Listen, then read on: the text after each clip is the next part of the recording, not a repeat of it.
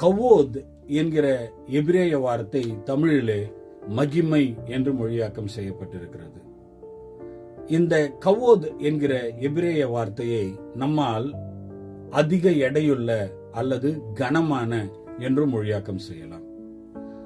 இந்த கவோத் மகிமை என்கிற வார்த்தையானது ஒரு நபர் அல்லது ஒரு பொருளின் மதிப்பு, மரியாதை, முக்கியத்துவம் மற்றும் மகிமையை வெளிப்படுத்துகிறது.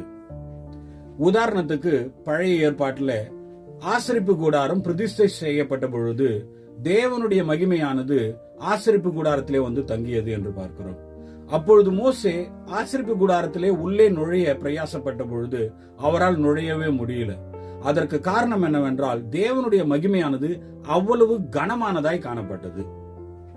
இந்த உலகத்திலே நாம் எல்லோரும் கூட மகிமையை பெற வேண்டும் என்று ஆசைப்படுகிறோம்.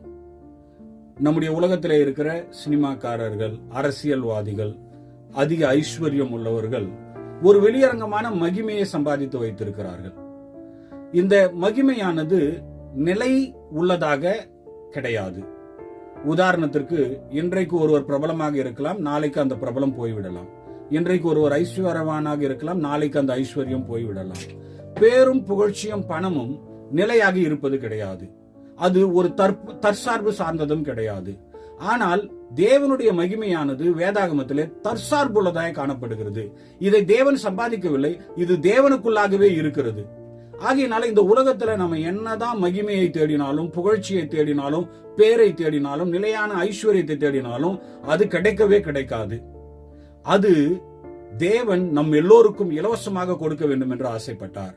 அதை தன்னுடைய குமாரனாகிய இயேசு கிறிஸ்துவின் சிலுவையின் மரணத்தின் மூலமாய் தன்னுடைய மகிமையை இயேசுவுக்கு கொடுத்து, இயேசுவை இப்பொழுது விசுவாசிக்கிற எல்லோருக்குமே அந்த மகிமையை இலவசமாக கொடுக்கிறார்.